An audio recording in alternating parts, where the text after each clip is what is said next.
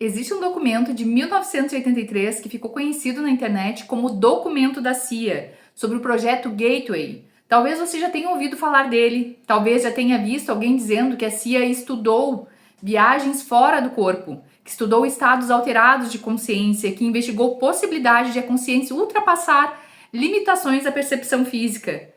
Ou já ouviu falar que existe documento sobre manifestação, energia, percepção à distância e até técnicas relacionadas ao corpo e à cura. Mas afinal, o que realmente está nestes documentos? Foi exatamente isso que eu resolvi investigar. E quanto mais fui procurando, mais percebi uma coisa.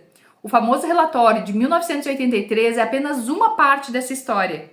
Existem outros documentos, manuais, workbooks, descrições de programas, relatos, materiais de treinamento, documentos militares, referências e diferentes fases de treinamento. E existe uma arquitetura de desenvolvimento da consciência bem mais ampla do que normalmente aparece nos vídeos curtos sobre esse assunto. Por isso, decidi fazer essa série. Vamos abrir essa história por partes. Vamos entrar nos documentos, vamos entender as técnicas, vamos conhecer os estados de consciência chamado focus. Vamos investigar o M-Sync, vamos falar sobre a possibilidade de manter a mente consciente enquanto o corpo dorme, sobre expansão de consciência, sobre experiência de não tempo, sobre experiências fora do corpo, sobre percepção à distância, sobre a ideia de um universo holográfico, sobre energia, sobre intenção, sobre patterning, a criação de padrões de intenção, e vamos entrar profundamente em uma parte que me chamou especialmente a atenção: as técnicas relacionadas ao corpo, à energia e à cura dentro do sistema Gateway. Porque quando comecei a estudar esse material, encontrei referências a ferramentas como o nome Energy Bar Tool, a barra de energia, Living Body Map, o mapa vivo do corpo, Color Branding, a respiração com cores, On Breath Technique, a técnica de um só fôlego, técnicas relacionadas à percepção e ao controle da dor. E eu quis saber o que exatamente eles estavam fazendo, como essas técnicas eram ensinadas, qual era a sequência, o que o praticante aprendia antes de chegar a elas e qual era a teoria da consciência por trás disso tudo. E isso que vamos investigar juntos nessa série aqui. Mas antes de continuar, existe uma coisa que eu preciso te explicar. Quando as pessoas falam sobre o projeto Gateway na internet, normalmente mostram um único documento. São aquelas páginas datilografadas com uma aparência de documento militar que circulam em vídeos e redes sociais. Só que quando eu comecei a procurar, percebi que a história era bem maior. O relatório mais famoso não é o manual ensinado todo no Gateway. Ele é uma análise, uma tentativa de compreender como o processo poderia funcionar. E isso faz uma diferença enorme, porque de um lado temos materiais que descrevem exercícios e treinamentos, e de outro temos um relatório militar tentando construir uma explicação teórica para aquilo. E é justamente quando começamos a juntar essas peças que a história se torna realmente fascinante. Porque uma coisa é alguém dizer, eu tive uma experiência fora do corpo. Outra coisa é desenvolver um sistema de treinamento. Outra coisa é aplicar esse treinamento a diferentes participantes. E outra coisa ainda é encontrar documentos militares discutindo o assunto, analisando mecanismos, propósitos e investigando possíveis aplicações. São camadas diferentes da mesma história. E nessa série nós vamos separar essas camadas para depois nós reuni-las novamente. Porque o Gateway não começou na CIA. E o homem no centro dessa história não era originalmente um agente secreto, um militar ou um cientista dedicado a estudar fenômenos paranormais. Seu nome era Robert Monroe. E a história que deu origem a tudo isso começou com experiências que mudaram completamente a direção da sua vida. Robert Monroe trabalhava no setor de radiodifusão. No final do século de 1950, começou a vivenciar experiências incomuns que mais tarde descreveria como experiências fora do corpo. Essas experiências o levaram a investigar sistematicamente estados de consciências e forma de induzi-los e reproduzi-los. E aqui existe uma pergunta interessante. O que acontece quando uma experiência espontânea começa a se repetir? Porque uma experiência isolada pode ser descartada, pode ser esquecida, pode ser interpretada como sonho. Mas quando algo se repete, a pessoa pode começar a observar padrões. O que aconteceu antes? Em que estado o corpo estava? A mente estava acordada? Era possível permanecer consciente? Era possível repetir a experiência? Era possível controlar alguma parte dela? Era possível obter informações? Era possível criar um método? Foi essa passagem da experiência para a investigação que se tornou fundamental na história de Robert. Ao longo do tempo, esse trabalho se desenvolveu. Surgiram pesquisas como estímulos sonoros, experimentos, treinamentos, e o Moron Institute of Applied Sciences, e aquilo que viria a se tornar o projeto Gateway, mas que aqui existe a primeira coisa que precisamos entender. O Gateway não era apresentado apenas como uma técnica de relaxamento. Os materiais descrevem um treinamento progressivo de exploração da consciência. E a palavra progressivo é importante, porque o participante começava tentando sair do corpo, não começava tentando acessar a informação à distância, não começava tentando entrar num estado de não tempo. Havia uma preparação.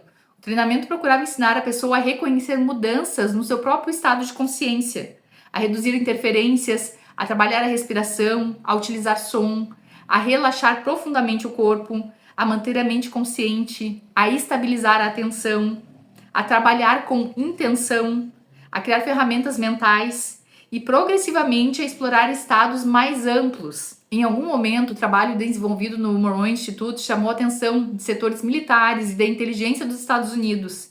E aqui começa a parte da história que tomou o Gateway famoso nas décadas depois. Em 9 de junho de 1983, foi produzido um documento chamado Análises and Assentamento of Gateway Process. Em português, análise e avaliação do processo Gateway. Mas eu quero chamar a atenção para a palavra análise, porque esse documento não é simplesmente uma propaganda do programa. O autor tenta compreender o que estaria acontecendo. O relatório procura construir uma explicação para os fenômenos associados ao treinamento. E é aqui que a história fica muito mais interessante, porque o documento não fica apenas falando sobre relaxamento. Seu autor percorre temas como atividade cerebral, frequência, ressonância, sincronização hemisféricas, energia, consciência, holografia, tempo e espaço, experiências fora do corpo e a possibilidade de acesso da consciência à informação além da sua percepção cotidiana. E tem uma coisa que eu considero fascinante. O relatório tenta criar pontes e parte desses fenômenos relacionados ao cérebro e ao som. Depois entra em ressonância, discute modelos da consciência, utiliza a holografia como parte da sua construção teórica, discute tempo e espaço e tenta chegar a uma explicação para a possibilidade de a consciência acessar informações além da percepção física cotidiana. Tu podes concordar ou discordar do modelo, mas é impossível entender a importância desse documento sem retirarmos justamente essas partes, porque são elas que o tornam tão conhecido. O relatório ele tenta construir uma teoria, uma explicação. Ele procura responder se essas experiências estão acontecendo como elas poderiam acontecer. Para isso, ela reúne diferentes conceitos e modelos e tenta construir uma arquitetura teórica capaz de explicar o Gateway. E essa arquitetura vai nos levar a uma das afirmações centrais de toda essa história. O ser humano seria mais do que o corpo físico? Essa ideia não parece apenas como uma frase espiritual colocada posteriormente por pessoas da internet. Ela está no centro da própria filosofia do treinamento. A afirmação utilizada no Gateway começa justamente pelo reconhecimento de que o praticante é mais do que seu corpo físico. E a partir dessa premissa, o treinamento convida a pessoa a explorar estados progressivamente mais amplos de consciência. Mas tem uma questão que eu quero deixar para vocês pensarem. Se a consciência fosse totalmente limitada ao corpo e à percepção sensorial comum, por que existiria interesse em treinar percepção além das limitações? Por que desenvolver estados específicos? Por que investigar experiências fora do corpo? Por que militares se interessariam por métodos relacionados à percepção remota? Essas perguntas não respondem sozinhas se o fenômeno é verdadeiro ou é falso, mas explicam por que a história merece ser investigada com maior profundidade. E é isso que a gente vai fazer. Quando comecei a investigar esse assunto, uma coisa ficou clara. Se estudarmos apenas o relatório de 1983, não entenderemos todo o sistema. O relatório é uma análise, mas existem materiais de treinamento, existe um gateway intermediário, workbook, existem documentos descrevendo a estrutura do programa, existem referências a Discovery Series, existem exercícios progressivos, existem materiais relacionados a programas posteriores e existem documentos militares mostrando que o treinamento de pessoal envolvia diferentes etapas. E um dos documentos ligados ao Centerlane, por exemplo, aparece a progressão de treinamento, que incluía materiais de áudio da Discovery Series e etapas posteriores do desenvolvimento. E aqui precisamos tomar cuidado para não misturar tudo. Gateway não é simplesmente sinônimo de Center Lane. Center Lane não é simplesmente outro nome para Gateway. E nem todo documento sobre percepção remota é um documento sobre Gateway.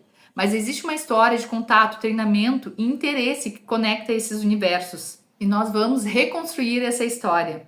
Isso muda a dimensão da investigação, porque nós não estamos olhando apenas para o PDF isolado. Estamos olhando para um conjunto documental que precisa ser reconstruído.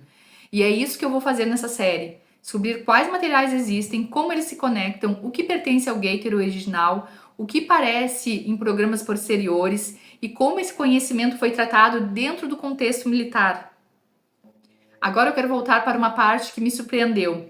Quando comecei a olhar materiais, percebi que o Gateway não tratava apenas de entrar em estados de consciência. Existiam ferramentas e algumas delas extremamente interessantes. Uma delas é a Energy Bar Tool, em português a barra de energia, uma ferramenta mental representada como uma espécie de barra ou bastão de energia que o praticante aprende a criar, perceber, modificar e direcionar. Depois temos o Living Body Map, o mapa vivo do corpo, dentro do sistema. E isso o praticante vai trabalhar com uma representação do próprio corpo. E vai observar diferentes áreas e utilizar ferramentas mentais e energéticas de forma direcionada. Para um segundo e pensa nisso comigo. Estamos falando de um manual de cura energética com respiração, cor e visualização do corpo dentro de um documento produzido para setores de inteligência dos Estados Unidos. Existe também o color breathing, a respiração com cores. Respiração com cores, a combinação de uma respiração, visualização, cor e intenção para produzir estados específicos. Existem técnicas relacionadas à experiência da dor. Existe o One Breath Technique, a técnica de um só fôlego. Existe o patterning, a criação de padrões de intenção. Existem exercícios voltados à solução de problemas e obtenção de respostas em estados ampliados de consciência. Agora pensa comigo, por que essas técnicas quase nunca aparecem quando fala do documento do Gateway? Normalmente o assunto fica restrito à CIA, que a CIA estudou projeção astral, mas quando encontramos nos materiais, encontramos um sistema bem mais amplo. E eu quero entender esse sistema inteiro, não apenas a parte famosa, não apenas a parte que virou meme, não apenas as frases recortadas. Eu quero entender a arquitetura, o que vinha primeiro, o que vinha depois e por que determinada técnica só era ensinada depois de determinado estado. Qual era a lógica do sistema, como o praticante era preparado, como aprendia a direcionar atenção e intenção e como usava as ferramentas. E é aí que a série vai entrar. Eu quero contar para vocês porque essa parte me chamou tanta atenção. Quando se fala em consciência e corpo, geralmente encontramos duas posições completamente separadas. De um lado, tudo reduzido ao corpo físico. Do outro, encontramos afirmações espirituais, amplas, mas muitas vezes sem método. O que me chamou a atenção nos materiais do Gateway foi a tentativa de criar procedimentos. Preparação, estado de consciência, ferramenta, direcionamento, intenção, reavaliação. Quando eu encontrei referências ao Limbic Body Map, o mapa vivo do corpo, quis entender exatamente como isso funcionava. O praticante simplesmente imaginava o corpo ou existia uma sequência? Como ele observava as áreas e utilizava a Energy Bar Tool, a barra de energia? Qual era a relação com as cores e com a respiração? E o mais importante, o que os materiais realmente dizem? Porque eu não quero contar para vocês uma versão aumentada pela internet. Mas também eu não quero diminuir o que está escrito. Se o documento fala de consciência, vamos falar de consciência. Se fala de energia, vamos falar de energia. E se fala de experiência fora do corpo, vamos falar nisso. Se ensina uma técnica relacionada ao corpo, vamos entender essa técnica. E se apresenta uma hipótese sobre o assunto, sobre o espaço, vamos falar sobre isso. Se ensina uma técnica relacionada ao corpo, vamos entender essa técnica. Se apresenta uma hipótese sobre o tempo e espaço, vamos seguir o raciocínio. O objetivo dessa série não é tornar o Gateway mais aceitável, é descobrir que existe nos documentos. Existe também uma confusão muito comum. Quando alguém diz existe um documento da CIA sobre o Gateway, isso pode dar a impressão de que o Gateway foi criado pela CIA. Não foi. O sistema está ligado ao trabalho desenvolvido por Robert Morrow e pelo Morrow Institute. O relatório de 1983 aparece no acervo documental público da CIA, junto de muitos outros registros ligados a programas de pesquisa e interesse governamental em fenômenos considerados incomuns. Assim como a CIA já estudou plantas alucinógenas, leitura fria e outros fenômenos considerados marginais pela ciência convencional, isso não significa que eles acreditassem piamente em tudo. Significava que eles queriam entender o fenômeno, investigar possíveis aplicações e avaliar se havia algo útil ali. A presença de um documento nesse acervo não significa automaticamente que cada afirmação contida nele seja uma posição institucional da CIA, mas também não significa que o documento seja irrelevante. Ele existe, tem origem identificável, tem data, autor, destinatário no contexto documental, tem um objetivo e apresenta uma análise detalhada. E é isso que torna a investigação interessante. Nós podemos abrir o documento, ler, comparar com outros materiais, ver o que coincide e o que muda, e identificar o que vem do Moroni Instituto e o que é análise militar e o que aparece nos materiais de treinamento. E acompanhar como essas ideias foram tratadas em diferentes contextos. E é isso que a gente vai fazer agora. O que acontece quando o corpo entra em relaxamento profundo, mas a mente permanece consciente? O que o Gateway chamava de consciência expandida. O que significa entrar em um estado de não-tempo? Como funciona o M-Sync? Por que o treinamento utilizava frequências sonoras? O que era Ribal, o chamado balão de energia ressonante? O que era Energy Bar Tool, a barra de energia? Como funcionava o Living Key Body Map, o mapa vivo do corpo? O que os materiais ensinavam sobre cores e energia? Como o sistema trabalhava a percepção da dor? Essa talvez seja a parte que mais me surpreendeu. O que era o patterning, a criação de padrões e intenção? O que os documentos diziam sobre experiências fora do corpo e sobre percepção além das limitações habituais dos sentidos? O que o relatório apresenta sobre consciência, energia, tempo e espaço?